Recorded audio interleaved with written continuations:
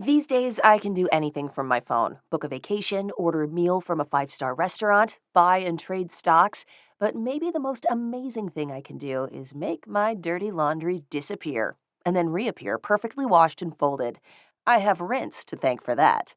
I just schedule a pickup in the Rinse app or at rinse.com. A Rinse valet comes to get my clothes, and before I know it, they're back, crisply folded and ready to wear. They even do dry cleaning, which is returned hanging in a nice Rinse garment bag. And with Rinse, my satisfaction is guaranteed. If for any reason I'm not happy, they'll re-clean my clothes for free. Best of all, Rinse saves me tons of time each week. That's time I get to do something I love versus something I have to do. So if you want to save loads of time by not doing loads of laundry, remember, there's an app for that. Rinse. Sign up now and get $20 off your first order at rinse.com. That's RINSE.com. This is a More Than Just Podcast production.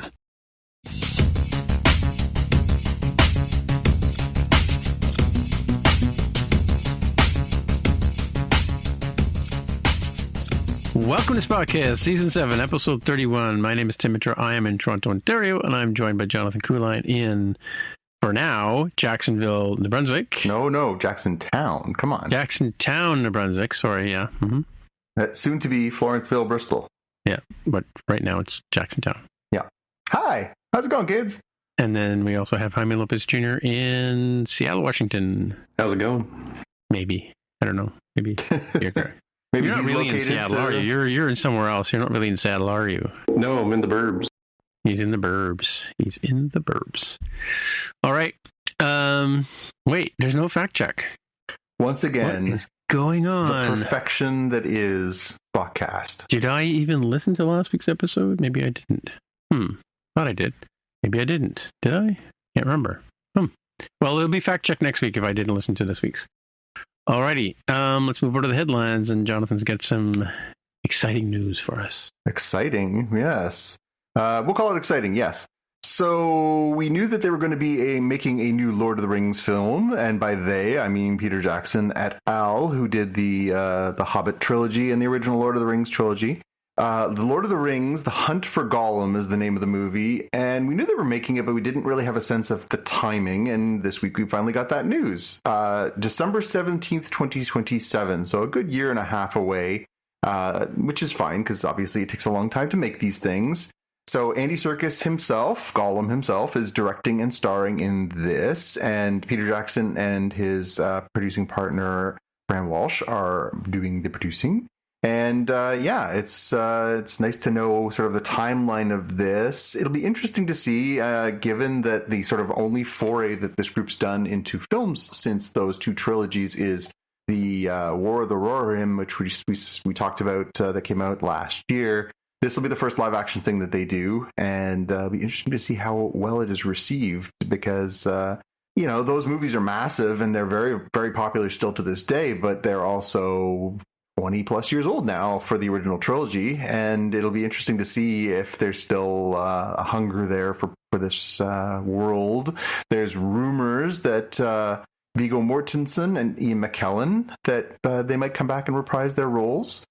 Be always interesting to see how they do those things when they're older in real life but younger as characters. So it'll be interesting to see how they pull that one off. But I don't know, you guys psyched for another Lord of the Rings film? I was kind of wondering if they're going to have the prequel problem too. Well, we know how it ends. Yeah, that too. What do you think, Jaime? It'll be.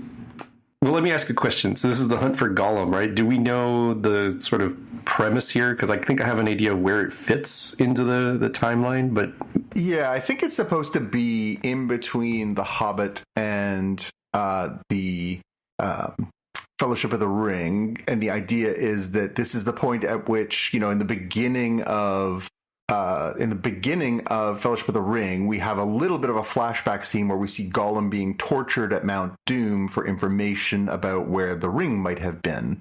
And so I guess the whole point of this is they're kind of setting it up like both the light side and the dark side are hunting for Gollum in this movie to find out what he knows, because there's this possibility that the ring is back, which is a little revisionist history. So it'll be interesting to see how they work that through. As you say, prequel problem, but Yeah, that's the time frame, I guess, that we're working with is just a bit before the events of Fellowship of the Ring. Okay, so maybe the best case for this is for it to be the equivalent of Rogue One, where Yes. there's not going to be stakes per se around like, hey, does Gollum survive? Like, guess what? Spoilers, he does. And it will have to be other characters that we'll have to very quickly learn to love and then let go because they presumably don't make it or aren't mainline for the rest of the story. So it could work. So I'm going to give it a tentative positive. Yeah, interesting that there's also another film called The Hunt for Gollum, the short film on IMDb. I don't know who produced it or whatever, but yeah, weird, interesting. I guess I don't know. I guess it's a storyline, the Smeagol story, right? The Adventures of Smeagol. Yeah, which they do kind of flash back within the original trilogy of showing you that, and obviously you get more of that character in the Hobbit trilogy. Mm-hmm. So maybe there's a window there, and obviously these are very talented filmmakers. Maybe it will be good. I can't say that I have a huge desire to explore this time frame, but that's not to say that if it's not great, we won't enjoy it. So we'll see. Will they do like a CGI version of Ian Holm? Yeah, I don't know. Yeah, I mean, how do they walking swing through that? the gate at the end there? Yeah. I don't know. Maybe what's his name? Martin Freeman will play. Oh, true. Right, he played the younger version. Right? Bilbo again. I don't know. Hard to say. The article also mentions that there is a new Evil Dead movie on the way. This is an article from IO9. It says that Evil Dead, the new version, is coming on July 24th, 2026, so just a little over a year away. Rumored to be called Evil Dead Burn. And there's also information about the new M. Night Shyamalan movie called Remain, which is coming in April 23rd of 2026. So, yeah, lots of nerdy goodness coming. Yeah. Speaking of release dates, the good folks over at Apple were playing with us this week by teasing that they were going to have some information that was clearly pointing towards the next season of Foundation, the Isaac Asimov based series that they have had on for a few years. This is, of course, predates Silo and Severance and some of these other things, but and people's mileage varies. So I enjoy it. I thought the second season was a lot stronger than the first, and I'm looking forward to it. But they did throw some stuff out there, including a very beefy shirtless picture of Lee Pace to promote the fact that the third season is coming to Apple TV on July 11th. So not too long of a wait, and it's good because they didn't really hint when this was coming. This was just basically like, and go. And so we really only have 2 months wait before we're going to get the season. They did drop a little teaser trailer, so you can have a look at that. I like the show. I thought the first season was because it was on a very accelerated timeline, was a little hard to follow at first watch. And obviously, Tim, you've read the books, but it's a very, very complex, galaxy spanning plus time spanning story, and then it slows down a little bit, although it does time jump a little bit in the second season too, so it can be a little much. This is what I would call hard sci-fi, not soft sci-fi. This is not Star Wars where it's a little easier to follow. This is like, pay attention or you will get lost. So yeah, I'm looking forward to it though. Yeah, so one of my favorite characters from the Foundation series is the character of the Mule, which we're going to see in this, and it was like, I don't know if it was one of the first times we'd ever seen that, but there is a sort of Luke, I'm your father moment in it, that it has nothing to do with fatherhood, by the way, just sort of like giving you a parallel, oh wait, what? Yeah, kind of thing. But you kind of sort of almost see it coming too, though, like in the book, right? Because it was written in the second Foundation was written in the late 50s, I think, right? Mm-hmm. But like I said, it was still one of my favorite sort of like twists in twist of the knife, as it were, right? In the whole prehistory thing. So the prehistory thing got a little tiring after a few books, but then then it kind of got more interesting in the later 80s and 90s when he started writing more stuff, right? Yep. And did the whole robot series as well, but yep. Yeah, and I don't know. It's interesting how they're portraying the Emperor, because I don't remember that the Emperor being this sort of morning. What is it? Morning or dawn? I think it's morning, day, and dawn or dusk or something like that. Dawn and day and dusk or something. Yeah. I don't remember that. I do remember like the Emperor always being sort of there, but yeah. Interesting concept. Because I'm assuming this Lee Pace that we're seeing now is because didn't they kill Dawn in the last season? Yeah, there was the culmination of the last season, without getting too deep into spoilers, was pretty cataclysmic for some of the regulars. So yeah, it'll be interesting to see how they recover that, and there will be another time jump too. So we'll sort of, our lead characters are putting themselves to cryogenic sleep and sleeping through stretches, right? So I was wondering why they were showing up again. Yeah, so we'll get that moving forward a little bit, but yeah, it'll be interesting to see how they keep moving this forward. Another 10 episodes, and this is Apple, so it'll come out week to week. So you'll be on that ride for 10 weeks. And they haven't said if this is a final season or if there's more to come. Obviously, as you know, Tim, there's a lot of runway for exploring this if it's successful.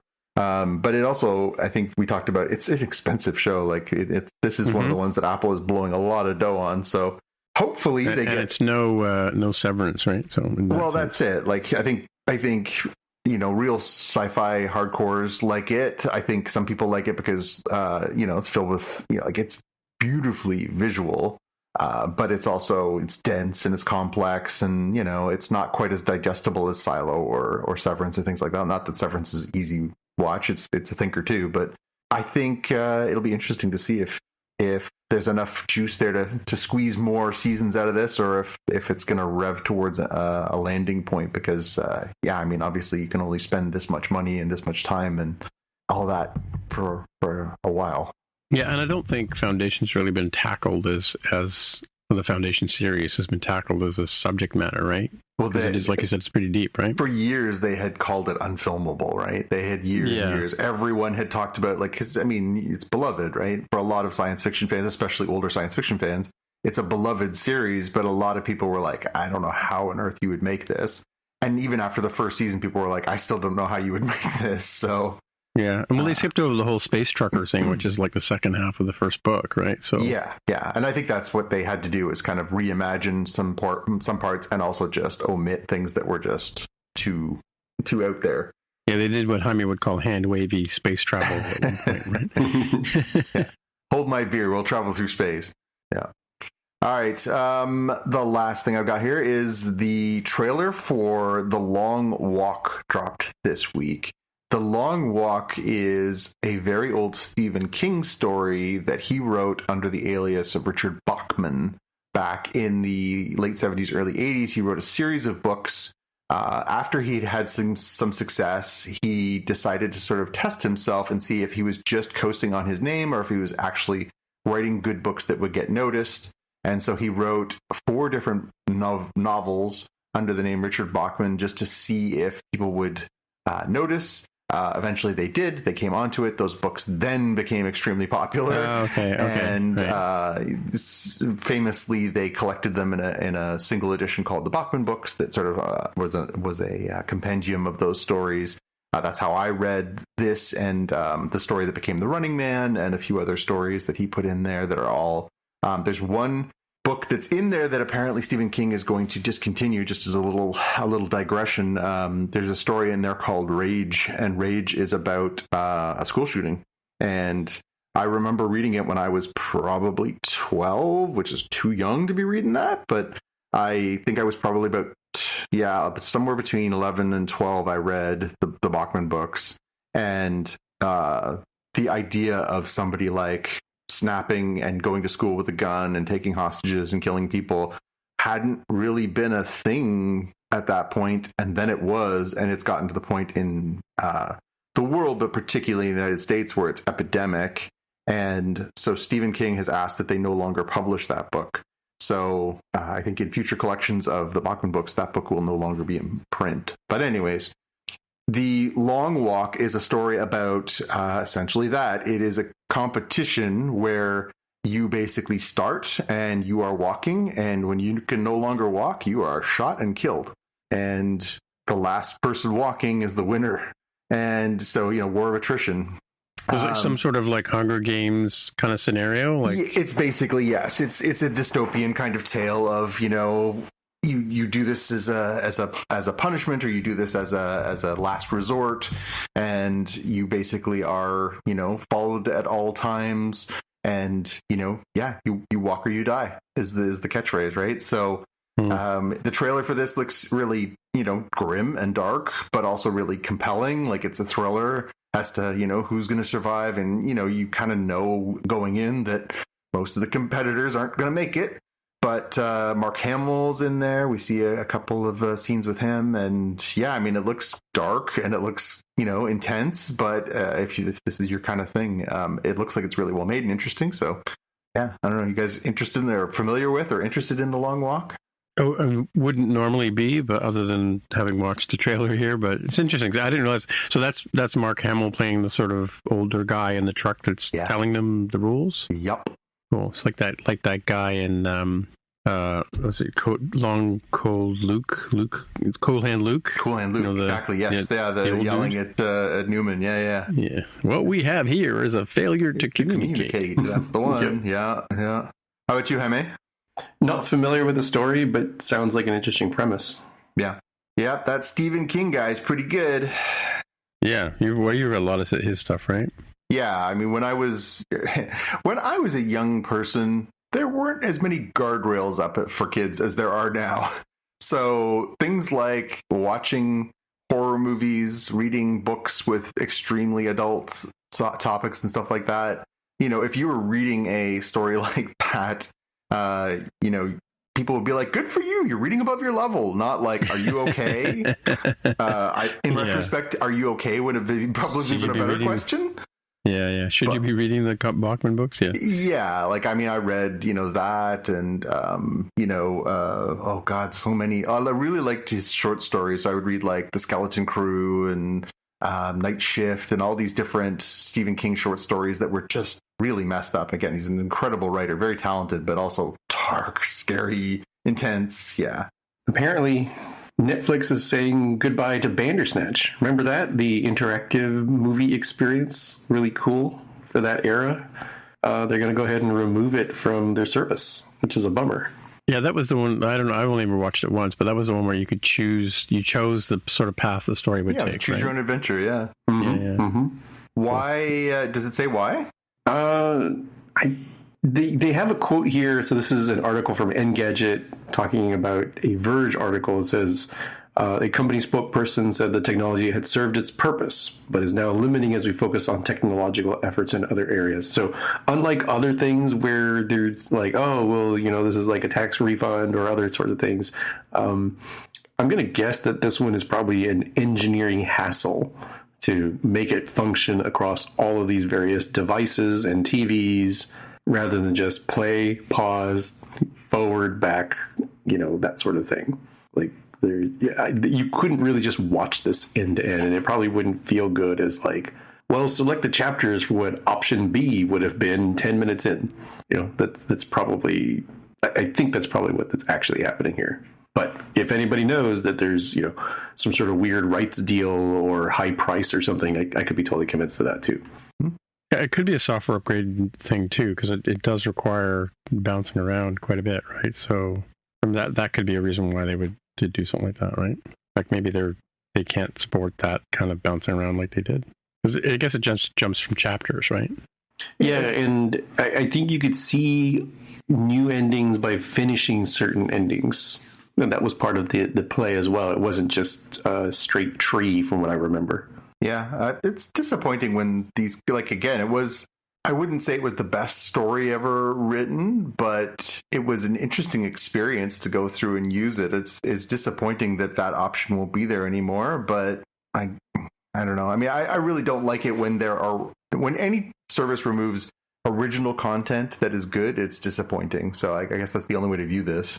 For this next one, I'm going to say, first, praise Roy, because the title here says, Disney says it made its Walt Disney robot to remind fans he was an actual person. So robot. there will be a Roy Disney, Keir Egan style robot available at which park did they say? Did they say which park?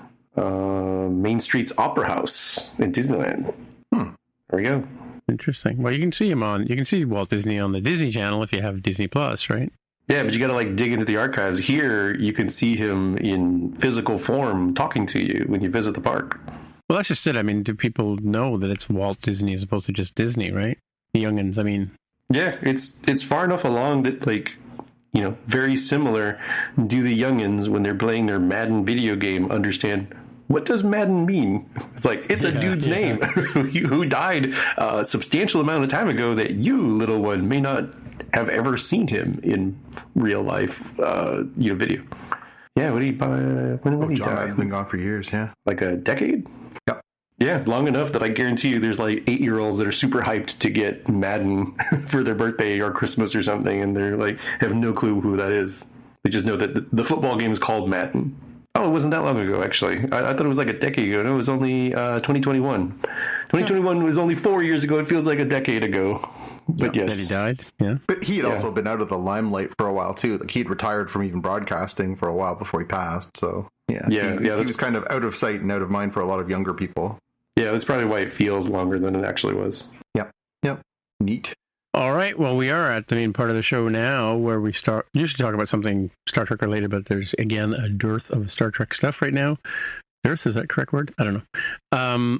So we're going to talk about Andor Season 2. This week we're doing episodes 7 to 9, and then we're also doing Last of Us and Doctor Who with Jonathan and me talking about that one. But we'll start with Andor Season 2, episodes 7, 8, and 9. So 7 was Messenger, 8 was Who Are You? And Welcome to the Rebellion for number 9. And I have a big question for later, but cool. What did you guys think about this week's triad of arkishness, Android arkishness? I think it was overall pretty good, so I'm just going to put the three together. I think does a really good job of getting us to some points that we knew needed to happen. I will criticize, I wasn't really a big fan of the end of Cyril and Dedra. I don't know that it really felt correct for the characters. Right. Well, I watched a little bit of I was watching some of that not Screen Rant, but something like that thing just before we started recording today. And he pointed out that Andor and Cyril have a similar arc in that they both get radicalized, one towards the Empire, the other one towards the Rebellion. And Messenger starts out with Andor being pretty complacent about wanting to spend the rest of his life with Bix and not do anything for Luthen anymore, right? And then the brother, I don't know, is Wilmon his brother-in-law or something, or related they're to Bix, both maybe? from Ferrix, Yeah, so he's one of the Ferrix folks, and he's been off, and he's been spending, he spent the end of the last series of 3 shows with Saul Guerrera, so he kind of became quite militant, I guess, in a sense, right? So, so and that and Bix and where we go with the 3, we're not going to spoil the end of Welcome to Rebellion, I guess. But yeah, there's how do we convince Andor, again, the prequel problem, how do we convince Andor to go from not wanting to be a leader is what they want him to be, right? A leader of one of the sort of lieutenants in the rebellion to becoming what he is in Rogue One, right? Yeah, it was always going to be the question. It was definitely the question that was on my mind as they made it clear. So the first season, there's a love between Bix and Cassian, but you don't really see it as a romantic connection. You just see that they love one another. You know that they have a history, but you don't really see that it has a future. In this season, it's been building around them really being connected and together and, drawn back and forth to one another in a really strong way, especially in the wake of him rescuing her from torture and hell last season. Mm. It was always on my mind as we were watching it, how do they resolve Bix? Does Bix die? Because if Bix dies, then Cassian has, that much more reason to fight. Does Bix leave? Or does Bix like the relationship that Jaime mentioned between Dedra and Cyril on the Imperial side, does it kind of devolve to the point where they don't fit anymore? It was always, to me, going to be an interesting resolution to that story, and to have it play out this way where they, there is eventually a separation between the two of them, makes perfect sense, and it does work as a motivation for the character. I think Adria Arjona is, well, gorgeous, but she's really talented as well. And I think she's been playing that part really interestingly all season. It did feel like she was falling into that damsel in distress stereotype role of she's there to motivate the protagonist, which is one of the ongoing criticisms of modern narratives. Man needs woman to just inspire him to do things, as opposed to being a person of substance and character. They've done a good job of establishing her as a little bit more of an independent person when she sort of comes out from the last 3 episodes of finally getting her self over the torture and, getting herself back on track. Here we see her living a pretty normal life. She's part of the rebellion. She cares. So it was definitely good to see her sort of coming into her own, and her decision to deliberately motivate him to do something by making it her choice, I think really changes for the better that character. It makes her much more strong and defined and a person of character, as opposed to just a motivating tactic for Cassian. So I think that was a really good move to redeem the character as the character on its own, right? But yeah, it was these 3 episodes were hard watches. I mean, beautifully made, so gorgeously filmed. The pacing of all 3 of them, as you knew you were building towards this. So, for Star Wars fans, your mileage may vary. If you watched and read and, been in the weeds, you knew that Gorman was always destined to end badly. It is something that's referenced in Rebels. It's something that's referenced in other of the Star Wars media. Gorman was always known as the Gorman genocide. You knew that it was going to get really bad. And here we see, they've been laying the foundations for this since the first episode of the season, of which, again, this is why it would have been nice to have this not 3 episodes at a time, but 1 episode at a time over 8 or 9 weeks, because it would have built the tension that much more. Here, we're 3 weeks in, we've gotten this, but we knew that when they started talking about Gorman in the first episode, and we saw, Ben Mendelsohn come out and say, like, we're going to strip mine this place, you knew that it was going to go badly. And then we saw Dedra's plan, and we saw Dedra's plan working. We knew it was going to go really badly, and damn, it went badly. Like, that scene as they're, the Gormans are marching and they're chanting and they're singing, and you just see the noose tightening around their necks. The tension in that second episode, Who Are You?, is excruciating and really, really well done. The music, the pacing, that set. So apparently they built that square at Leavesden, out behind the studios. It's like, what they said, 250 square meters or something like that. Like, it's a square.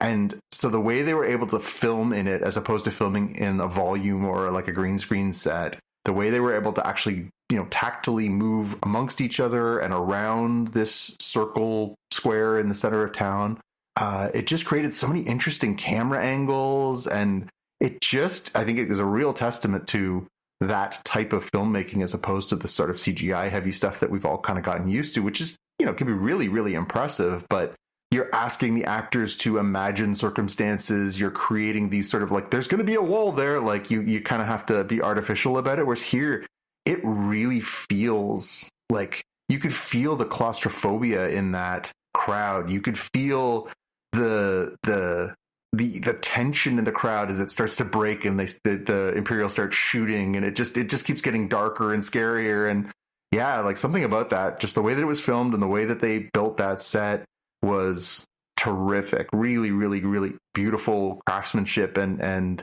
it really changed the way you make television or make a movie when you work in that kind of environment. And yeah, I was just blown away by that second episode. The first one, again, lots of stage setting, lots of sort of getting ready, but that second one, as we like, because again, it's not good. Like, it's not avoidable. It's like standing in the lion's mouth waiting for the jaws to close. It's so intense. And then, we kind of knew where episode 9, Welcome to the Rebellion, was going, because we had a whole Rebels episode about what Mon Mothma did.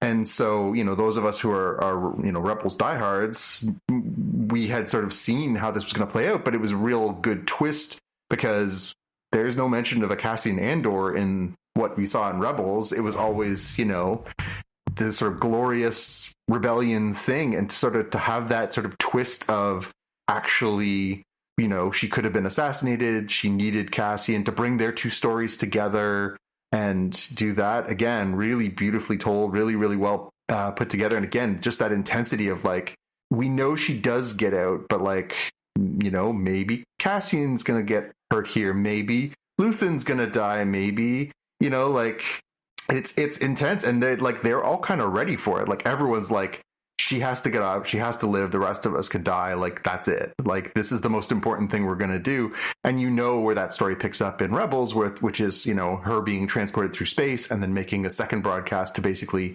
double down. But that speech that she gives at the Senate, where she basically says, like, the Emperor is the bad guy and he is choking the truth out of the world, is so powerful and so beautifully done. And oh my God, Genevieve O'Reilly is just, oh my God, she's so good. It's just, I know I'm rambling, but my God, this is the best Star Wars thing that's ever been made. This is better. This is better Star Wars than Star Wars. Like it's so incredibly powerful television. It's so good. So you knew the Gorman genocide was coming from having watched Rebels and stuff like that, or the rest of the canon? Yeah, they mentioned it directly in there. She says, the Gorman massacre. It's a canon event that Gorman is, but we don't know all the details. We don't know why, what the purpose is. Yeah, I mean, and it's kind of a trope in history actually to do this kind of thing, to get quote unquote, and doing air quotes, insurgents into one place and then just open fire on them. And they did it in the Gandhi movie, because it really happened in India. It's happened in setting up the barricades and getting everybody cornered in there, so they're blocking all the exits, kind of thing. Yeah. And you've got this dude coming in and taking over from Deirdre, who's no longer in charge, right? And he's brought these hapless, untrained, trainees, fresh trainees recruits who are trigger happy, right? Or hopefully trigger happy, right? Yeah. Because at one point, Deirdre's boss, I always forget his name. Partagas. He sort of says Partagas. He's counting on the fact that the rebels will bring weapons into the arena, right? Yeah. Or they're not the insurgents, I should say. They're not rebels at this point, but. Yeah, and I'm going to give a shout out to Dave Price on the team Slack, or our Slack channel, because he pointed out the episode from Rebels. So I went back and watched it after I finished watching these three, because I was thinking the same thing. Like, okay, he's there had the spoiled team from Bail Organa's who was going to get her out of there. There was a sleeper in there, right? And that was going to work out. And Luthen knew about it. So he had Andor step in, and also to get Andor motivated towards working in the rebellion, to get this very important person out of the Senate, because only he could do that kind of thing. Like, I guess is like the sort of gist of this, right? Because he's so talented as a kick-ass bad guy, right? Or good guy, whatever you want to call him. Well, he's a gray guy, right? Like that's been the whole point of this series, is his descent into the gray. Is that he starts out as, no, I'm just a regular whatever, and then it just keeps getting darker and darker, and then it just gets blurrier and blurrier. So yeah, it's the gray zone, which I think is really fascinating. So I was thinking the same thing as we're going, like, as even as they're running down, and he calls out to the chauffeur, and then dispatches with him, right? Yeah, as part of and even shocks Mothma with his action, right? Because how quickly he did that, right? And how skillfully he did it, right? Because he kind of like called the guy out, and by doing that disarmed him, and then took care of him, because he was really a bad guy working for the Empire. Yep. But so I was thinking the same thing. I'm thinking, okay, well, they're going to jump in the plane together, and he's going to bring her to Yavin, right? And then it was interesting that all of a sudden they're going to put her in a completely another transport. I'm like, what is going on here, right? And then. So I went back and having watched the episode with trying to remember the name of it now. Dave called it out on our Slack. Give me one sec. It is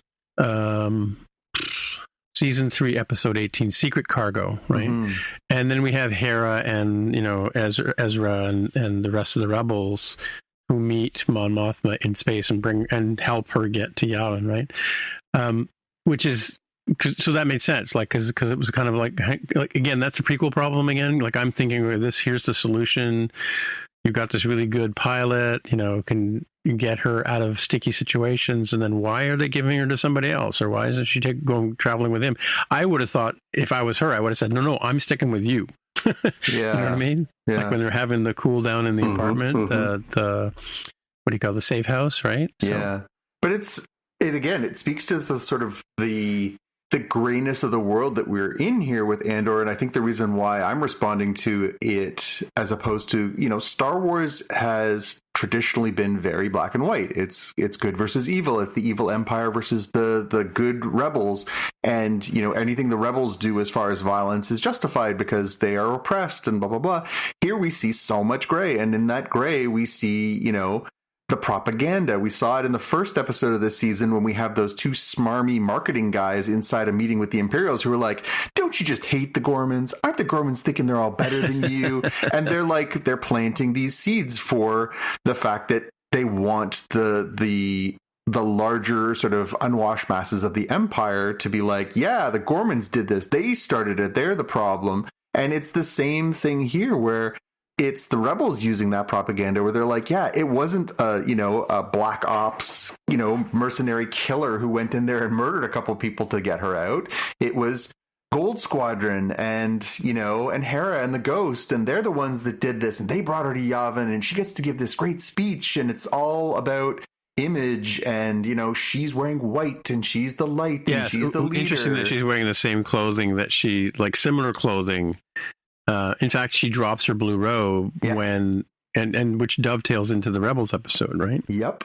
So I think again, this exploration of this, the how the sausages are made in a rebellion versus the posters is why this series is ultimately successful, and it's what makes Cassian such a compelling character is that he works on the fringe. He and Luthen and the path that they've chosen to play in this rebellion, which sometimes requires hard choices of, Tay Colma's got to die, or, hey, I got to leave this person behind, or I got to just put a gun to this guy's belly and kill him because there's no other options to it. That's not what you think about when you think about the glorious rebellion that, you think about Luke and the Jedi and, we're doing this to stop Darth Vader. But here we are, boots on the ground, and it's so much darker and complicated than what we've seen in the original movies. And again, that's the beauty of this show. It's the genius of Tony Gilroy is to just talk about all the different aspects of what a revolution, what a rebellion, what fighting back against an evil empire is like. Again, we talked about this over the past few weeks as we've been watching these episodes, but the parallels of the real world to what's happening in these episodes of, her speech about the death of truth and, the value of agreed truth in society and stuff like that. And, what's her line? She says something about, the loudest voice is, the worst person. And, it really does the loudest ring monster. Very true. Jaime, I got to know, sorry, I've been dominating this conversation just because I'm deeply in love with this, but I really want to know what your takeaways for this, because there are a lot of really strong echoes going on here.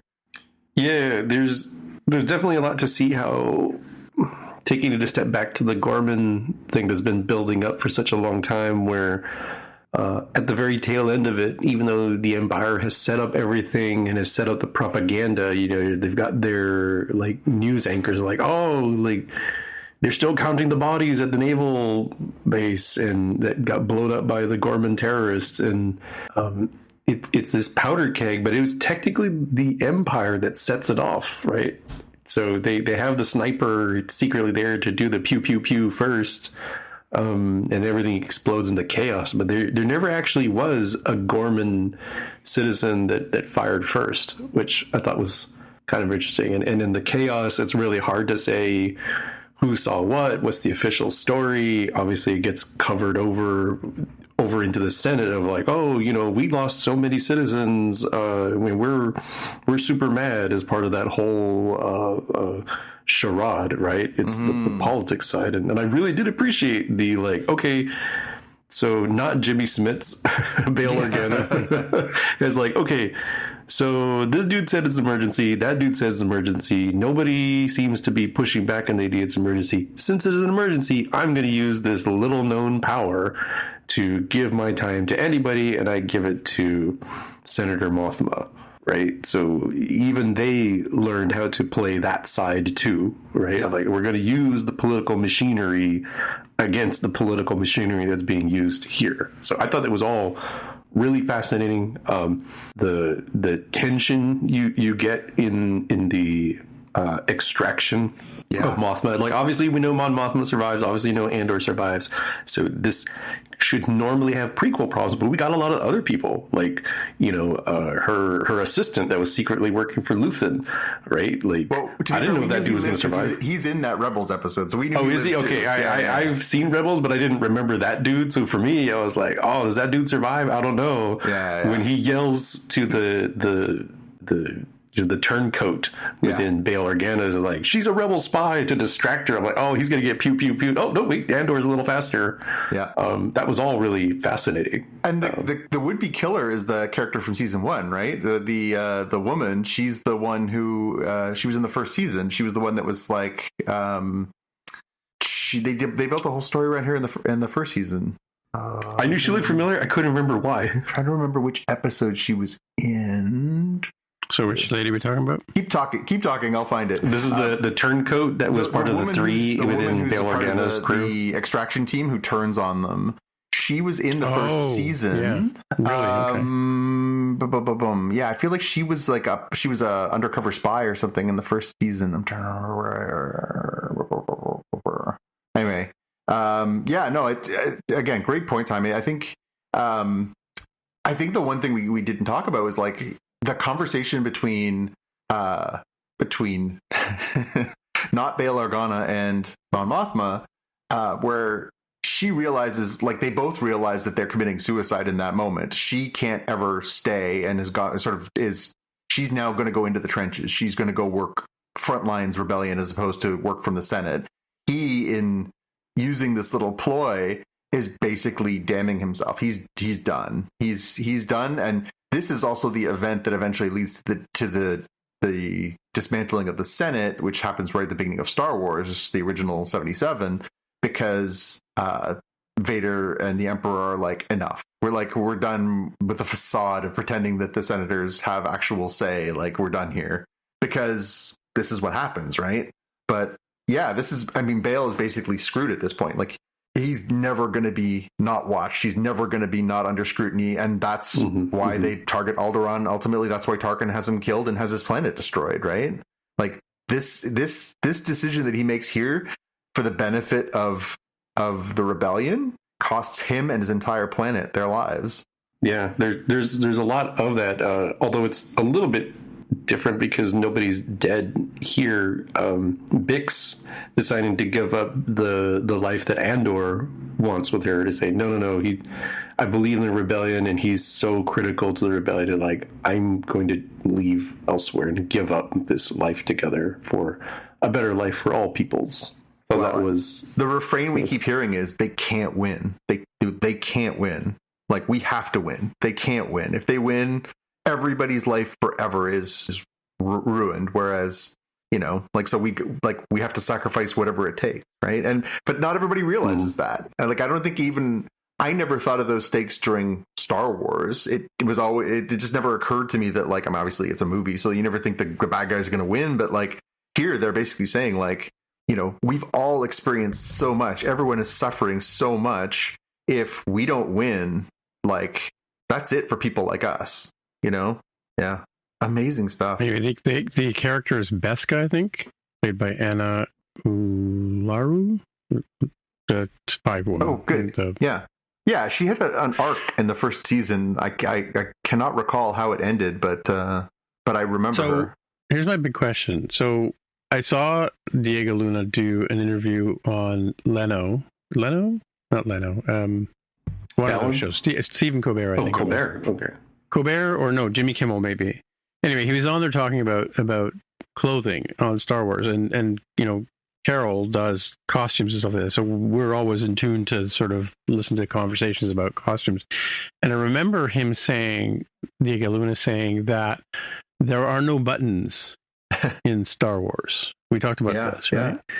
So my question for episode 2, or I think it's maybe episode in The Messenger, the first one, right?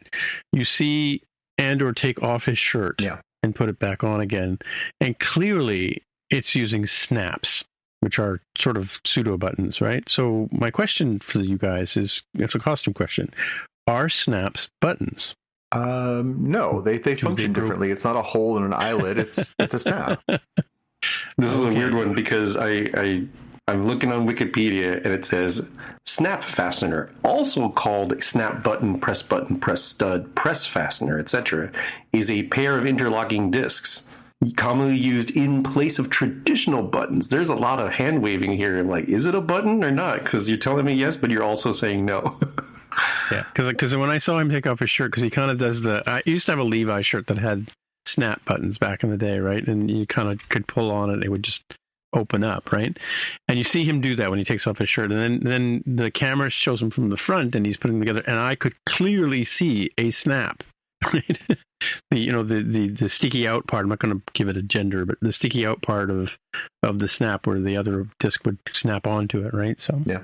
Anyway, just my big question for the day. Yeah, it was. I mean, of many big questions for this episode. There's lots of interesting things. I mean, like the resolution at the end. Let's just try and talk about this without spoiling it. But the resolution at the end, one character makes a kind of a significant move to motivate Andor. Like, what do you think of that? Because Jonathan, you sort of like something had to happen to Bix, for example, right? You said earlier, like if she dies, and is he going to go off the deep end? Is he going to become depressed and whatever? Like, is he going to be like Frank in The Punisher, or where? How does he get motivated? And I think the person who makes that decision, I think they do it kind of rightly, but not. It's obviously going to mess him up a bit, right? But yeah, and. Because he's not focused because they're there. We know where this character ultimately ends up, which is, and we even get the line in the second episode of this week where Cassian first hears the line, "Rebellions are built on hope," right? And so he's picking up these little pieces as he goes of the ultimate character that we'll see when we get to him in Rogue One. And, spoilers if you haven't watched Rogue One, but also why are you listening to us if you haven't? He makes the ultimate sacrifice in there, as does the rest of the crew. But you don't start there. You have to get to that point. And, so here we're seeing all these jigsaw pieces fall into place that get you to that person, and the decision that happens and that affects him at the end of the second episode, or the third episode, definitely is a major piece falling into place of why he feels like that is an acceptable trade for him by the time we get there. And it's interesting too, because you'd think that would be a natural place to end the episode, but then they sort of kind of throw you a PS tag as part of the episode where he's like, "Oh my God, she's gone. Oh my God, she's gone." And they're like, "Hey, by the way, we're playing Frankenstein's monster over here. Do you want to come watch?" And instead of crying or screaming or whatever your natural instinct is, he's like, gotta go make the sausages. And he goes right back into this scene where we see, him bringing to life this KX droid, right? This monstrous, violent droid, which again, from Rogue One, we know. But really interesting to sort of see that, his natural reaction isn't to dwell on the negative. It's to just, put that in his pocket and, keep with the mission. It's just kind of, pretty interesting. Pretty interesting character development. Yeah, and you get to see the KX droids in the "Who Are You" episode going off. Yeah, right? We saw a little bit of K2SO in Rogue One, But to see them like loosed on a crowd, like that was some gory stuff. Mm-hmm, mm-hmm. Yeah. Like, I mean, essentially these are like, they are. They're Frankenstein's monsters. They go around and they just kill.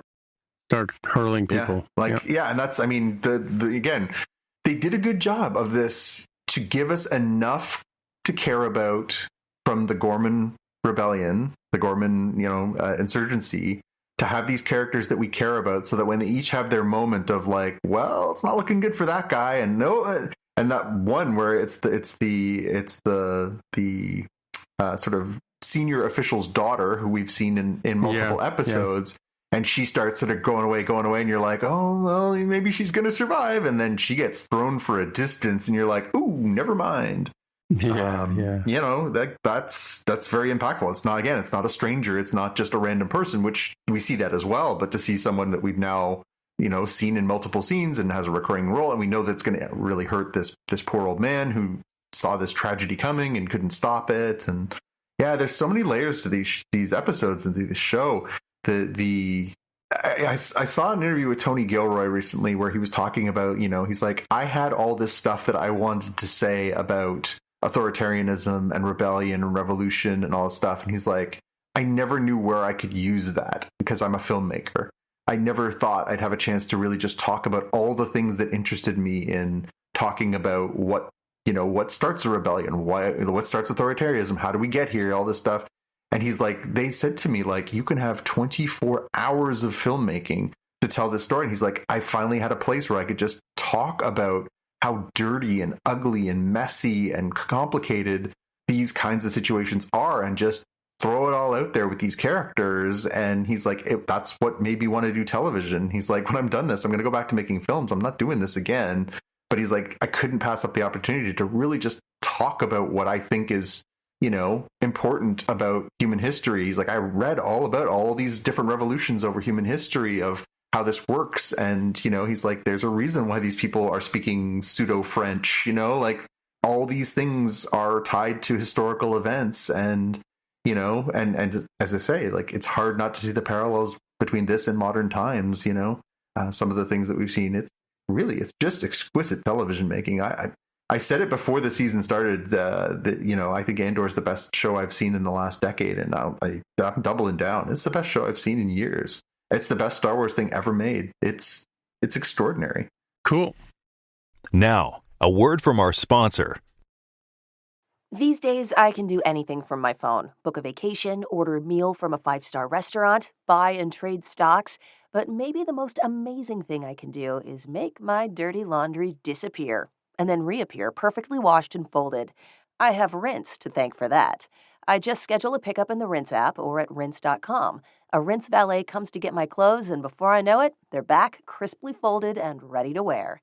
They even do dry cleaning, which is returned hanging in a nice Rinse garment bag.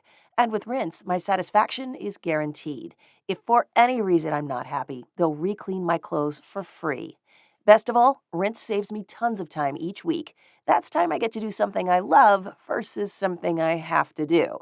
So if you want to save loads of time by not doing loads of laundry, remember, there's an app for that, Rinse. Sign up now and get $20 off your first order at rinse.com. That's RINSE.com.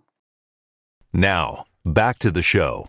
All right, well, let's move on to the next show, which is The Last of Us. Yeah, which had its work cut out for it this week because Andor was like dropping the Oops All Crunchberries episodes, so we get not a quiet episode, but not a banger either. So yeah, so but it was season 2, episode 4, day 1, which is this episode from the game was a challenging level, right? It was one of those ones where they come across the wolves, right? Mm-hmm.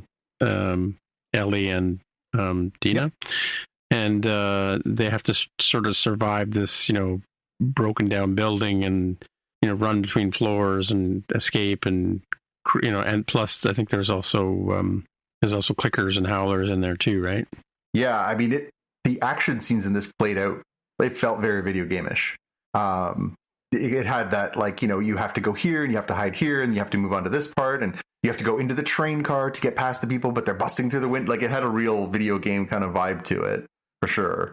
Yeah, I mean, this was a roller coaster ride. I want to ask Jaime. So here we are in Seattle, Jaime. We joked about it last week that we're finally there in Seattle. Was this a recognizable kind of Seattle vibe, or did it feel very Vancouver? We talked about that.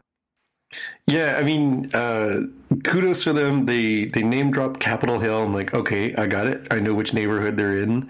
They show a gate that says Capitol Hill. I'm like, oh, I'm a significant other, and I'm like, is there one? I'm like, I want to call nonsense, but there might also be some weird like alley that has that little gate. I'm like, okay, I'll give them a pass until I do more research before calling it. The Lake Hill part had us confused. We're like, what are they calling that? Because the closest things you can find in Google are like over in Bellevue, which would be on the other side of the lake. So kind of like if this was like San Francisco Bay Area, it'd be like, well, there's Oakland over there, and then there's San Francisco here kind of distance, But otherwise, but pretty good. It wasn't terribly obvious as like a Vancouver, even though it probably is filmed there, So kudos to them for that stuff. Yeah. What about the subway station? Was that like a named, or did they even show the name of the subway? It's plausible, especially given that they're in Cap Hill. I'm like, okay, it's plausible that they would go down that deep, get to the light rail piece. It goes underground at that point. I'm like, okay, I could see that. Yeah, still is that plausible. The same light rail that goes to where the old expo was? See, it's not the monorail. It's not the one that goes to the Space Needle. This is the light rail that, it goes pretty far north of Seattle. It comes from Linwood down through Seattle and then to the airport. SeaTac Airport is the biggest piece.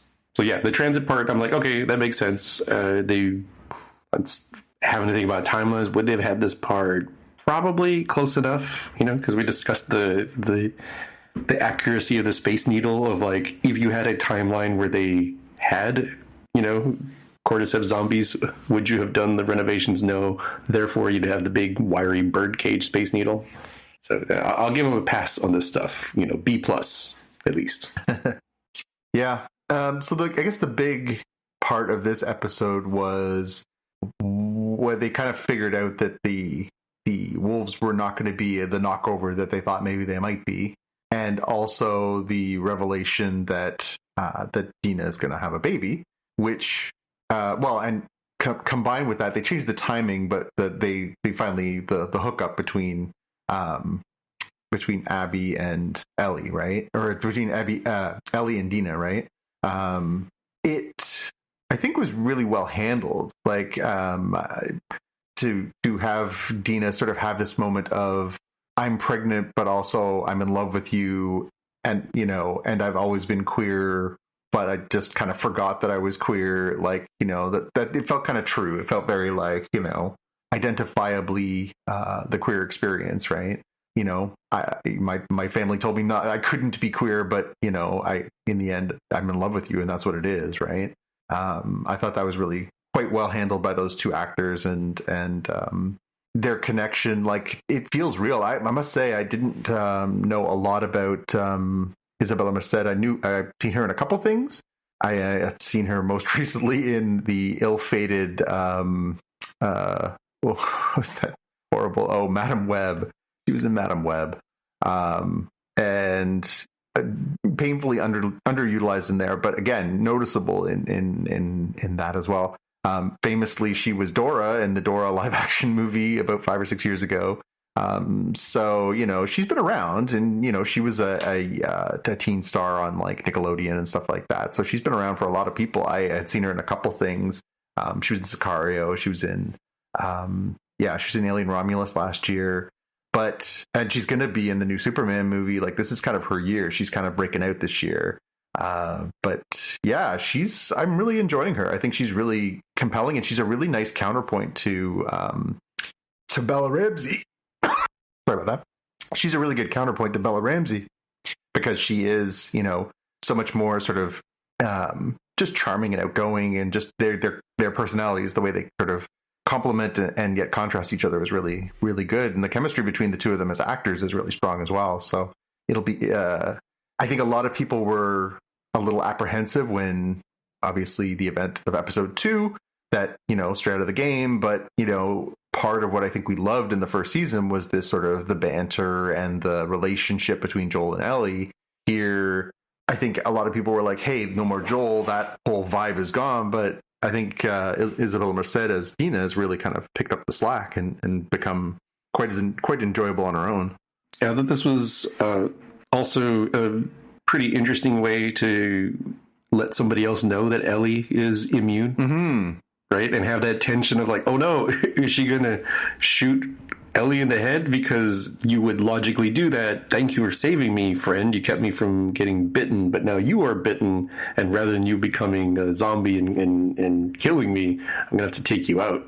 And having to have the tension there, I thought was pretty good. And I don't recall who knows. Joel knows. I don't think Tommy does. I think it was really only the Joel. Second person who knows, right? Yeah. Just Joel. Yeah, and especially in the wake of what happened in Salt Lake City, I think she's pretty protective of that. Although we see her recklessness in the first episode where she gets bit on the stomach, right? And we know, like, it's a good reminder for the audience. Oh yeah, she's immune and nothing can happen to her other than being, shot and dismembered and whatever. But it was definitely that, and yeah, to see Dina's reaction of like, well, I'm gonna have to kill this person I love was pretty intense too, right? Yeah, immediately too. Like that's sort of like there's no question about that. That's kind of how they survive. Well, because we see that in there's a very quick cutaway scene in episode 3 when they're doing the cleanup in town, and there's a guy who's sitting on the wall, and he's like there, and he sort of holds up the bite mark and hands somebody a gun, and then they sort of pan away, and you hear "Patoom." And, of course, that's, for most people, that's the mercy, right? Is, hey, I'm done here. So, like, let's just get it over with. And that's where Dina finds herself as like, I guess I'm going to have to do this to this person I love. Right. Which is challenging, I guess, I mean, I'm going to find it hard when I have to put down my family members, but that's just me mostly. I can't speak for everyone, Yeah. I'm going to struggle, just so you know. I'm going to struggle with it. It's not going to be as easy as it seems here. No, good episode. I enjoyed it. I mean, again, having played the game, this is like right off the disc, Yeah. Well, and again, credit to Craig Mazin and Neil Druckmann, who they worked. Was it Mazin or Druck? I can't remember which one of them worked on the original game.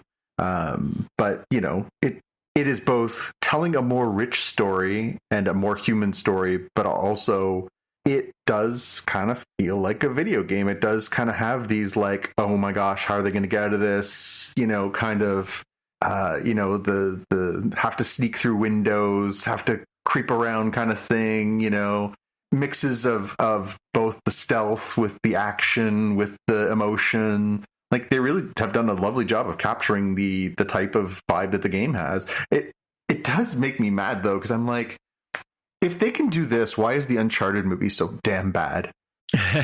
Yeah, well, like, those Uncharted games are incredible. They're so much fun. And I'm like, do this. Just do this. It's a tough thing.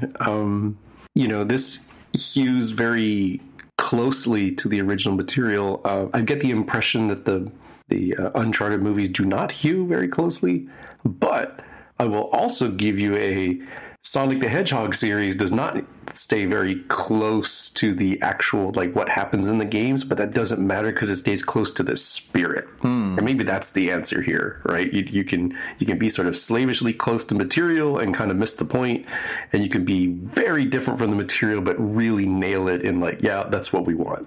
I feel like people are saying similar things about the Minecraft movie of like absolutely nothing to do with the game, but really nails the game is what I seem to understand of it.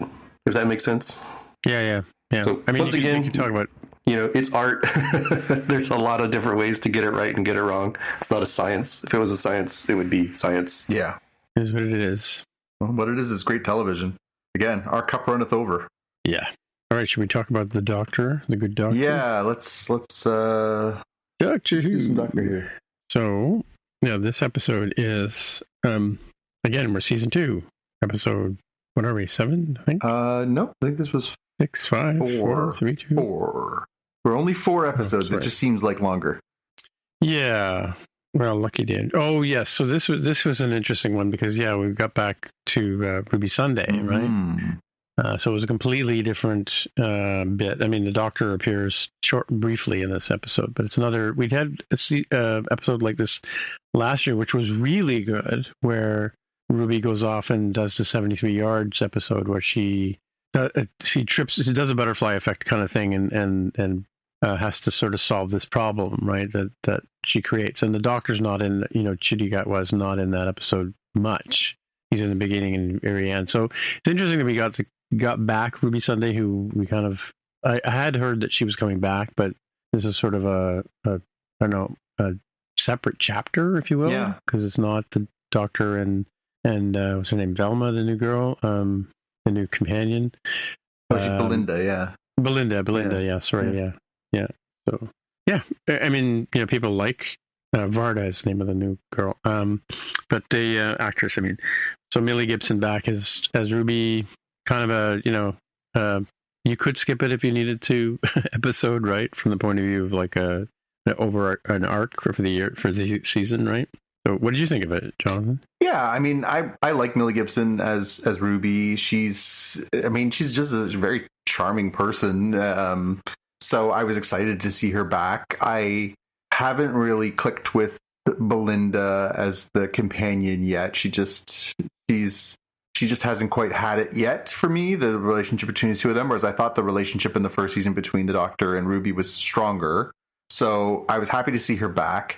And it was interesting the way they sort of told this story about, her and this relationship, and then, this other character and his sort of complex backstory, and and then obviously this whole thing that sort of ties into this conspiracy and unit and all this other stuff.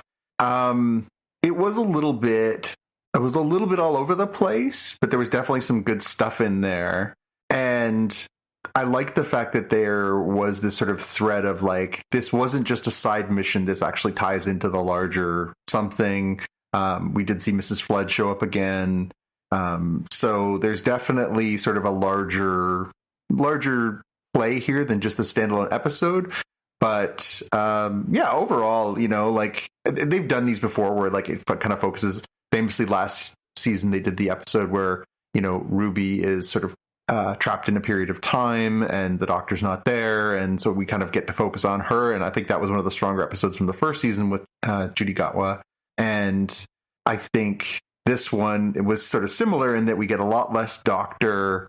He's sort of in the periphery of all this, and we kind of get a chance to sort of really soak up the other characters.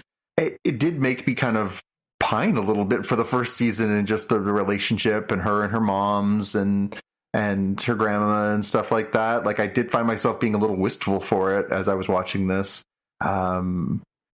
Ultimately this is a bit of an emotional roller coaster for the Ruby character. And, I hope that this isn't the last we see of her, because I feel like if this is the last time we see Ruby, it would be a very sad and frustrating way to sort of leave that character. I'm hoping that at some point in the remaining 4 episodes this season, we're going to see more of her and the Doctor and Belinda, and maybe there'll be a little chemistry change that will make things for the better. So I'm hopeful. I'm not. So do we know why? Do we know why she is only in the show for a short period? I mean, I don't know. I don't know what the rationale was for having a one and done kind of companion. Like it's less common for them to do that. Usually companions are on for 2 to 3 years, as Doctors are. Usually they sort of alternate them so that they don't, completely reset all at once like they did at the beginning of this new run. But I don't know if she was just, she didn't want to be tied down to a show for 3 years, because 3 years of television making is about 5 years of real life, and it's not for everybody to want to be the same character over and over again for that long.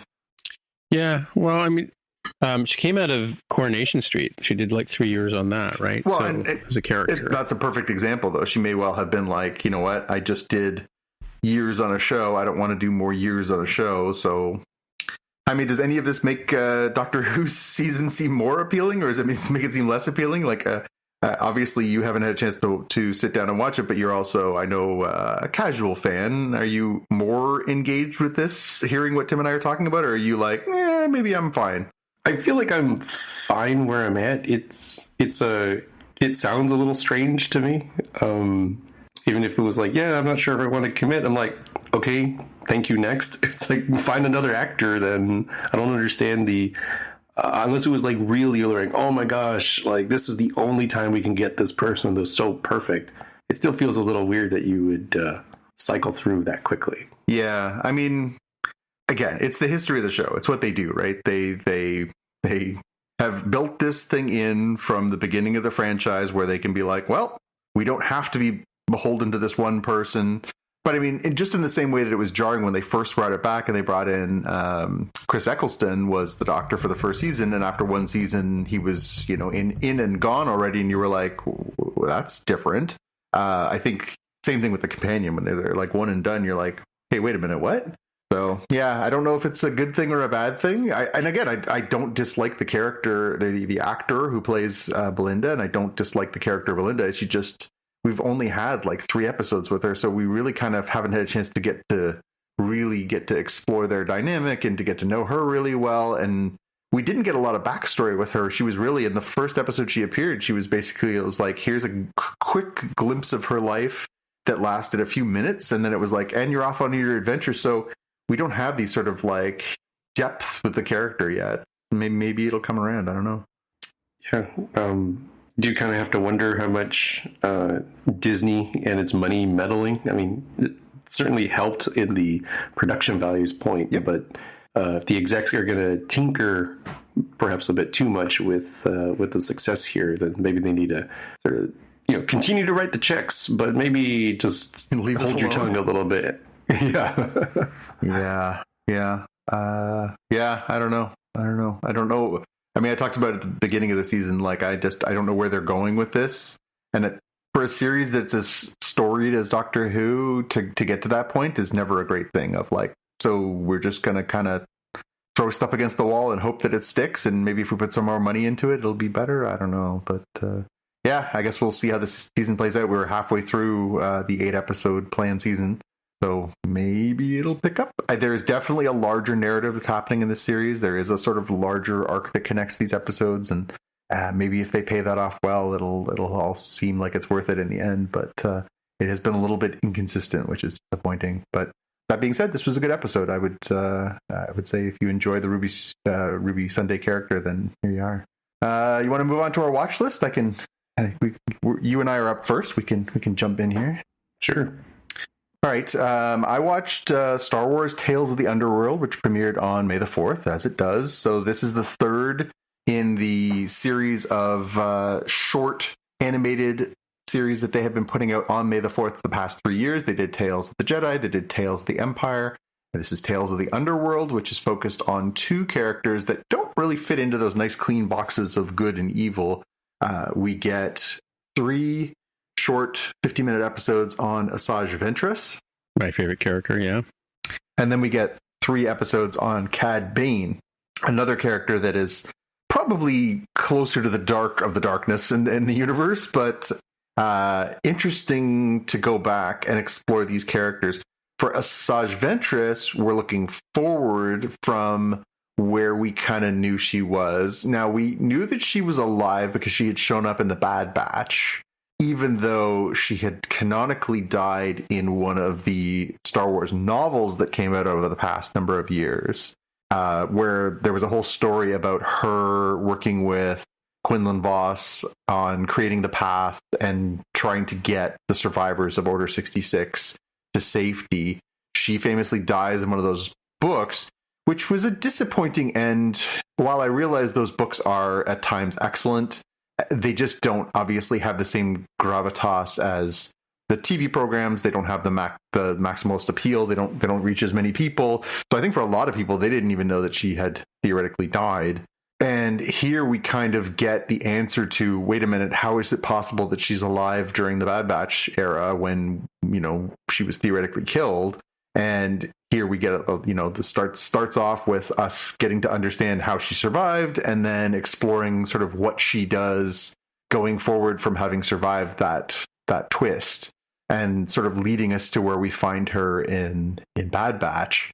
So that was satisfying for me. Asajj has always been one of my favorite characters. The weird, violent / sexual tension relationship between her and Obi-Wan throughout Clone Wars is actually pretty iconic. I actually really like the sort of, she's trying to kill Obi-Wan, Obi-Wan's trying to flirt with her while they're having sword fights kind of thing that happens throughout Clone Wars, that I really like their dynamic.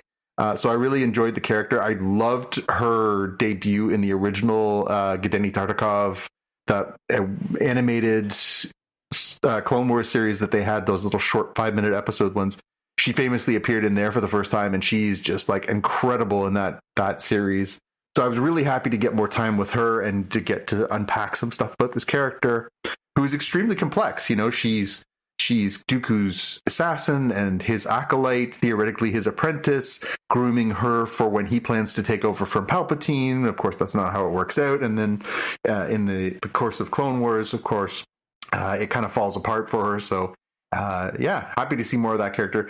The Cad Bane episodes, you know, really are an origin story of, you know, here he is as a little kid growing up. Again, that episode, your mileage may vary, you know, I guess it's a formative experience, but we see him as a little kid and sort of some of the things that form who he becomes.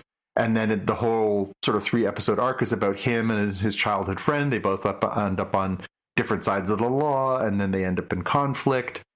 It's a pretty well-worn trope of, you know, childhood friends, but they're on the opposite sides. You know, it didn't feel quite as fresh, but also Cad is such a compelling character that by the time you get around to the 3rd episode, and they basically did an homage to High Noon, the classic movie from the 1960s. And, you know, Cad Bane's coming in on the noon train. He's looking for revenge. He's going to do this thing. It was, you know, as a fan of that movie and a fan of, you know, that kind of storytelling, it was kind of fun to see that play out in the parallels. Obviously, someone there is a big fan of that stuff. But, yeah, I would say I really enjoyed this. I like that they do these Tales of series. They don't, you know, they don't take long. The animation is crisp. It's a nice evolution from what we saw in Clone Wars and Rebels. It's not quite as cutting edge or avant-garde as Star Wars Visions, but it definitely is pushing what they have established. And yeah, I like that we're getting a little bit deeper exploration. I like the stuff we got before about, you know, the origins of Dooku and, you know, what happened with Ahsoka after Order 66 and in between her happening in Clone Wars and what happens in Rebels. Yeah, I think these things are great. Jaime, just curious, did you watch this week as well? I've only seen the first 3, so I haven't gotten to the Cad Bane ones yet. What did you think? Yeah, I was enjoying these. I thought they're pretty solid. Yeah. I've only seen the first 2, but yeah, they're short. They're not like huge. You know, it's not a huge commitment. Yeah, I mean, it's less than an hour and a half. You're done the entire 6 episodes. Like it's not a huge commitment as far as time, and they are very sort of digestible. So not a big ask, I would say. And I think that's about right. It just feels like a nice little treat. Like, hey, you made it to another May the 4th. You have a little Star Wars, and you know, go sit and watch some Star Wars for a while, and you know, we'll see you next year. Well, the Clone Wars episodes were pretty short too, like when they first came out, right? Because they were almost like fillers. Because they were on actual network they were on cable. They were in Cartoon Network, so they were with commercials. They were only 22, 23 minutes, right? So yeah. Just I always thought they had Grumpy Yoda in them. You know? Yes, yeah. Grumpy Yoda. Yes. Congratulations on the U.S. Pope there, Jaime. Yeah, first American Pope from Chicago, and enjoys the White Sox. That's his team. I laughed immensely when I saw someone post on social media that Chicago got a pope before it got a quarterback that could throw for 4,000 yards. That made me laugh really hard. Yeah, that made me laugh so hard. Yeah. All right, what you got for your watch list this week, Jaime? That was his segue. Yeah, the significant other and I knew that the conclave in real life was happening this week, so we said, you know what? which service has conclaves? Surely one of them does, because it's been long enough since the Academy Awards. And sure enough, it's on Prime Video. I checked both in the USA and Canada, so y'all should be okay. So if you got Prime Video, it's free on that, and it's a pretty good movie. It doesn't feel like a 2-hour movie. It feels pretty. I wouldn't say it's easy breezy because it's serious drama that's going on, but it doesn't feel ponderous and long, which I appreciated. So they don't normally resolve themselves as quickly as they did in real life here. What did they go, like a day and a half? They went into the second day of voting. This movie goes, spoilers, into further rounds of voting than what we saw in real life. Have you ever seen The Shoes of the Fisherman? I have not. Anthony Quinn, an old 60s movie. Same sort of, and I couldn't say it's the same thing as I haven't watched Conclave yet, but it's about the whole voting process. Mm-hmm. Oh, I will also say the movie trailers overemphasize the Isabella Rossellini character. To be clear, she's a very important character, but the movie trailer makes it seem like she's going to be like, Batman and Robin with Ralph Fiennes. Like, it is not at all like that. Like, she's a relatively minor but important role in the story. So this is kind of like the VHS and DVD jackets for Chocolat, which prominently feature Johnny Depp. He's in there for like 5 minutes of screen time. Yeah. So same problem there. Yeah, they heavily wanted to boost her. I'm like, you got Ralph Fiennes, you got Stanley Tucci, you got John Lithgow. Like, there's a pretty stacked deck. She plays a really important role, does it really well. But if you were in there like, wow, I can't wait for an hour of her role, like, you're going to be very sadly disappointed. Don't go in with that expectation. Well, I mean, it is a boys' club to begin with, right? So that would be surprising. Yeah. Anyway. It's just the trailer like made it seem like, oh, given how much time and emphasis, like surely she's got like 30 minutes. I'm like, I don't think she does. Well, I mean, I just I saw a trailer the other day, and I just completely unrelated to sci-fi, but I thought it was interesting. It's based on some of the stuff that we've seen in the past and we talked about on the show. As a new show, apparently it's it's called Department Q, and it took a while to figure out what the name of it was, but it's basically set in Edinburgh, and it's a cop story, cop drama sort of thing, and I'm hoping it's kind of like was it called Slow Horses, Slow Dogs? What's that another show called? Yeah, Slow Horses. Slow Horses, yeah. I always get that mixed up with Slow House, right? But anyway, yeah, and Kelly MacDonald was in the trailer, which is why I kind of love thought, Kelly MacDonald. Cool. But she's playing Scottish in this one. Even better. I think every man my age is deeply in love with Kelly MacDonald from Trainspotting. It's it's Trainspotting. Oh, Yeah, 100%. Yeah. Cool. Yeah. Anyway, that's all I got for this week. It's like you said, John. It's tough watching all this stuff and trying to get it all squeezed in, right? Well, the 3 episodes of Andor is again, that's the killer. It's amazing because it's so good. But I mean, it's like going to a steakhouse and just like gorging yourself. And yeah, it's like watching a really good movie once a week for 4 weeks. Right? Which is again, it's an incredible experience. I still think this would have been ultimately more satisfying if it was stretched over 12, just because I think it would have given more time to digest the beauty of the filmmaking that they're doing here. But it's a demand too. It's a bit of a grind, and I don't feel like sometimes I'm giving them as much like time and digesting them as much as I'd like to. I know that this is going to benefit from multiple rewatches, and I know I'm going to rewatch Andor many times because it's just so wonderful. But yeah, it's a lot. And again, poor Doctor Who is just not keeping up with the rest of the bus right now. And, Last of Us is one of the best TV shows on right now. Andor is the best television show on right now. It's hard to keep up. Yeah, and so we're finishing it up next week, right? Like the last 3 episodes, right? Final 3 episodes of Andor. We only have 3 more episodes of Last of Us and 4 more episodes of Doctor Who. We're gonna need some. Some Star Trek sometime soon. We need a release date. Yeah, we don't have a release date yet. No, we know we're getting another season this summer. We're getting another season of Strange New Worlds. Oh, we didn't talk about the elephant in the room, which is sort of our headlines here. We should have talked about 47 and his desire to put 100% tariff on movies and television produced filmed outside the United States. Yeah, I looked at that story for us to talk about. Why don't we do that one in our after show? Because that seems like a whole other conversation. Okay, yeah. Well, and it's interesting because I do have a perspective from a number of people I've talked to this week who work in the movie industry. Yeah. Anyway, so for now, let's wrap it up. And so, hey, Jonathan, people want to get in touch with you. Where do they find you? Well, you can look around rural New Brunswick, or you can try on Instagram or Blue Sky as @JPK News, or YouTube at youtube.com/@JPK. And Jaime, if people want to find you on the set of Last of Us. Besides perhaps seeing me in the Capitol Hill area, just use the waypoints that they show you in the series to navigate around. I'm sure you'll be okay. Otherwise, they can find me online on Instagram as @DevWithAHair. All right, my name is Timitra, TIMMITRA, on Blue Sky, Mastodon, Reddit, Substack, all kinds of different places you can find me with that particular handle. So until next time, we'll see you in the future.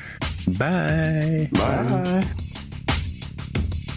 You've been listening to the Spotcast podcast.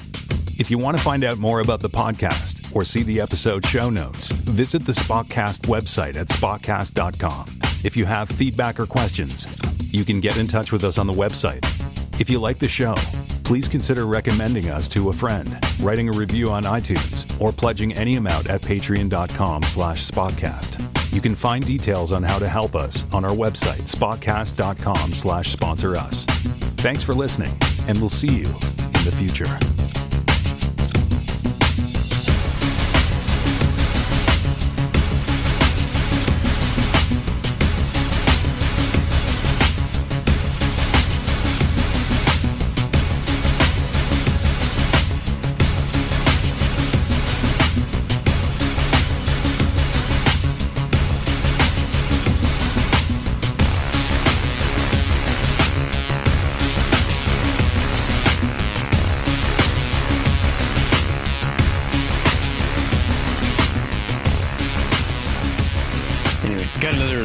That we were on a list of top 100 sci-fi shows, and I didn't think it was worthy of putting in this thing because we're number 55. Ooh, we're better than 55. We're on the list, though. Yeah, 55. Yeah. But that's not Star Trek. That's like sci-fi. So well, it's good. Yeah, I don't know. I think these guys are just these people who put you on lists. That half the time I think they want you to subscribe to some service or whatever. Well, it's good, but it's no Golden Globe good. No, not yet. We're working up to that. Jaime, you're responsible for our West Coast publicity. We expect to get a nomination in the next couple of years. Yeah, that's there's a chance for the Golden Globes, right? How's that? Oh, because they're doing podcasts now? Yeah. So there's a chance. You're telling me there's a chance. You're telling me there's a chance. Yes. What's that from? Dumb and Dumber. Oh. Yeah, it's when the Jim Carrey guy is like, in love with the main girl, and he's like, just tell me, is there ever a chance for a girl like you, a guy like me? She's like, 1 in a million. So you're saying there's a chance. Yeah. So I thought about adding about this story about 47, but I didn't know where to go with it because it's tied in with some very complex politics and some very complex global relations stuff.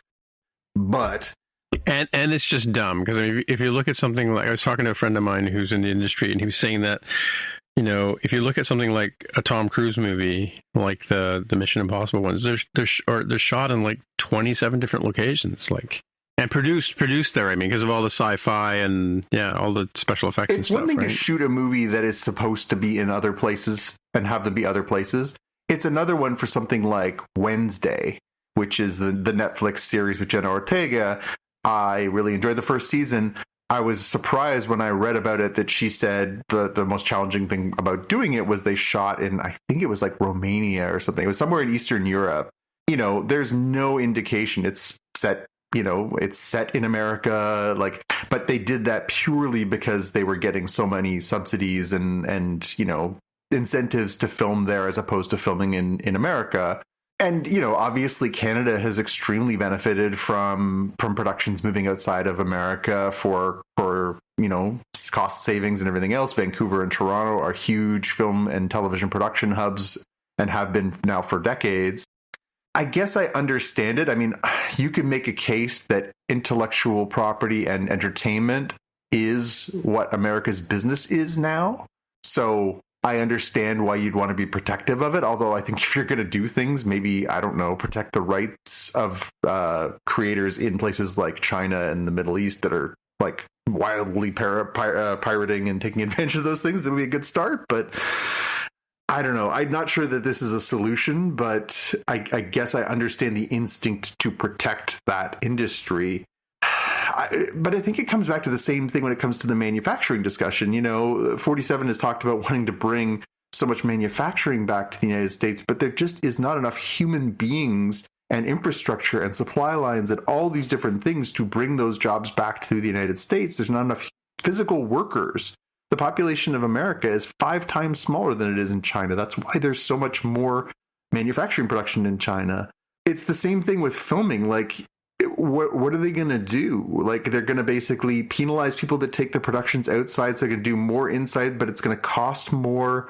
So there's going to be less production. So there's going to be less people working. Like, it seems like you're cutting off your nose to spite your face.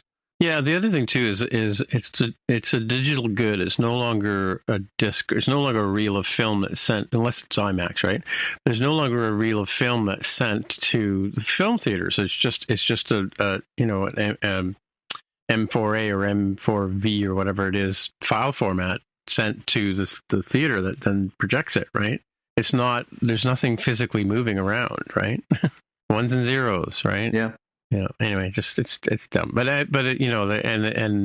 so a friend of mine just owns a prop house in Toronto, and he was a little worried about it when he first heard it, and then his manager said, "Yeah, don't worry about that. The industry is not going to go anywhere. This stuff happens all the time, and people still need props, right?" So because the news story was they were sort of using the reason why I brought it up was because CBC was using Strange New World as the fact that it's shot here in Toronto and that it'll have to move somewhere else, right?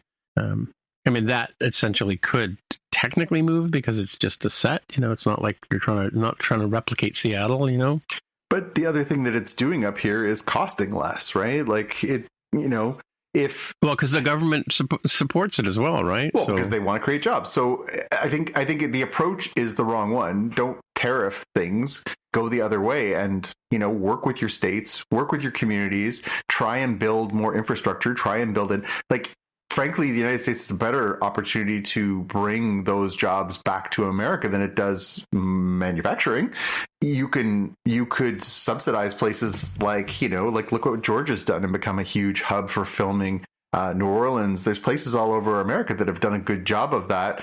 If you want those jobs to be in LA again, then work with the government of California and the county of Los Angeles and find ways to make those jobs, more viable, to make the incentives more appetizing, and the jobs will come back. You can't, like, again, doing it scorched earth it's just not a good solution on so many areas. So, yeah.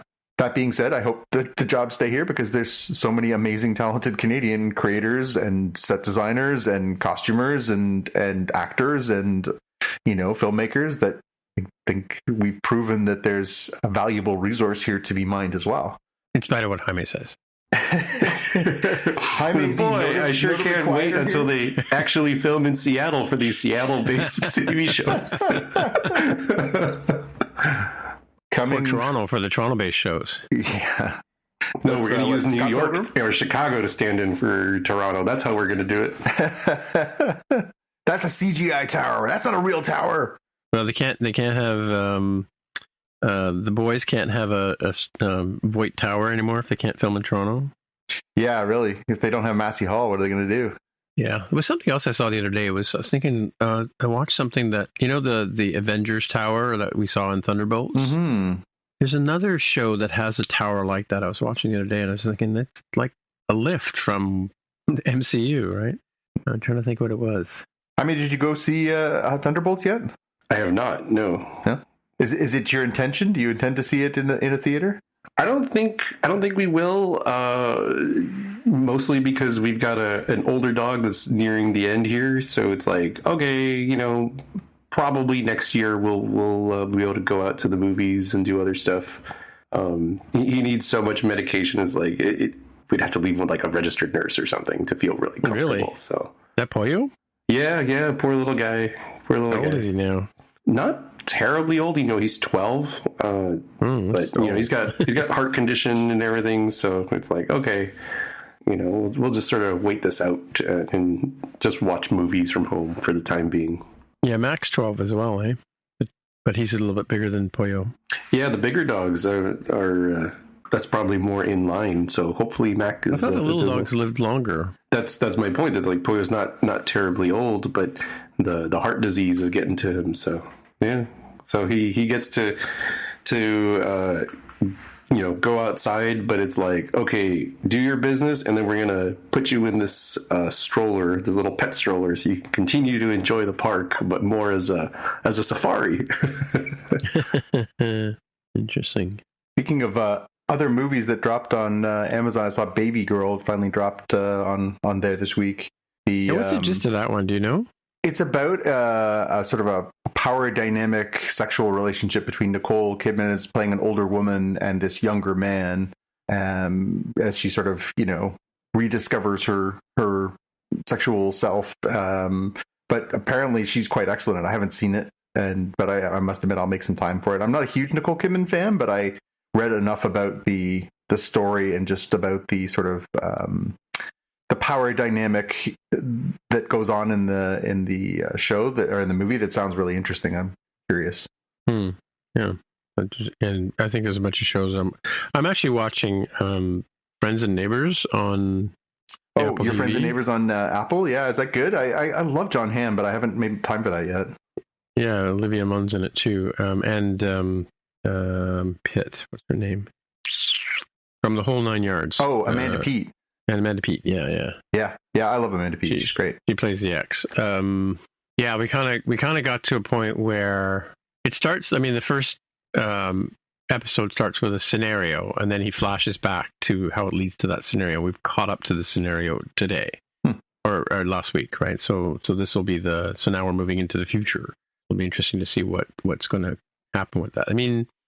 Yeah, on the tin, it's sort of like, he lost his job. He lives in a really ritzy neighborhood and, decides to, borrow things from his friends, right? Yeah. And become a thief, right? So, yeah, it's lots of, of course, then there's twists and turns and, stuff happening in there. But yeah, it's really it's compelling. It's good. Kind of a bit like Bad Monkey in that sort of sense. It's sort of, stuff just happens, and piles up. So watching that, and of course, I think the studio is an episode coming. They come out on Friday. I think it was Tuesdays. Is it? Because we should be due for an episode for that. Let me just have a quick look at the TV app. But anyway, like I said, it's for all intents and purposes, it's Friday now here in Canada Land. Mm-hmm. Particularly this end of Canada Land. Yeah, no, the studio is today new, and then Friends and Neighbors is new. So I'm going to go watch those. There you go. Yeah. So until next time. Until next time, go Leafs, chicken go. Yeah, how about we didn't talk about them Leafs there. Yeah. What the, Hecuba. Well, I didn't watch either of the games. The most, so it takes 16 wins to win a Stanley Cup. In my lifetime, the most I've ever seen them win in any playoff year has been 11. I've seen them do that twice. I think we're at 6 now, so we've still got some work to do. But this has been a very impressive start, and all I can do is hope. I can't watch the games; my stomach can't handle it. I just sort of watch along on my phone, and then if things go well, I watch the highlights later. I just can't. At this point in my life, I can't do it to myself anymore. Can't even. I've had my heart broken too many times. It's not good for my mental health. So I root from afar. I wish them well, but I just can't. Yeah, I hear you. So the next game is tomorrow? It's either tomorrow or Saturday. I don't know. Let's see. I will say it has actually been a good trade-off because I've been watching the NBA playoffs, which have been dynamite. Yeah. So Yeah. I am loving that. It's so in terms of Canadian teams, is Winnipeg out now? Or no, Winnipeg, Edmonton, and Toronto are all still in contention. There's 3 Canadian teams in the last 8, so keep your fingers crossed. If Edmonton and Winnipeg both win their series, they would play in the Western Final. and guarantee a Stanley Cup with a Canadian team in In it. Canada, yeah. And there is still a potential for an all-Canadian final between either Winnipeg and Edmonton and Toronto. So that would be a heck of a thing, considering that a Canadian team has not won a Stanley Cup since the mid-90s. So, yeah, that would be a big deal. But personally, I don't really care what happens to Edmonton and Winnipeg, but, good for them. The two teams I really didn't want to see win the Stanley Cup are already been eliminated. Ottawa and Montreal. Those are rivals for the Maple Leafs. So I couldn't stomach that. But I guess if it had to be another Canadian team, I guess Edmonton and Winnipeg are about the most palatable options. But yeah. Cool. All right. So we'll call it there. All right, folks. All right. Talk to you later. All right. Bye, guys. Bye. Later. Bye. These days, I can do anything from my phone. Book a vacation, order a meal from a 5-star restaurant, buy and trade stocks. But maybe the most amazing thing I can do is make my dirty laundry disappear and then reappear perfectly washed and folded. I have Rinse to thank for that. I just schedule a pickup in the Rinse app or at rinse.com. A Rinse valet comes to get my clothes, and before I know it, they're back, crisply folded and ready to wear. They even do dry cleaning, which is returned hanging in a nice Rinse garment bag. And with Rinse, my satisfaction is guaranteed. If for any reason I'm not happy, they'll re-clean my clothes for free. Best of all, Rinse saves me tons of time each week. That's time I get to do something I love versus something I have to do. So if you want to save loads of time by not doing loads of laundry, remember, there's an app for that, Rinse. Sign up now and get $20 off your first order at rinse.com. That's RINSE.com.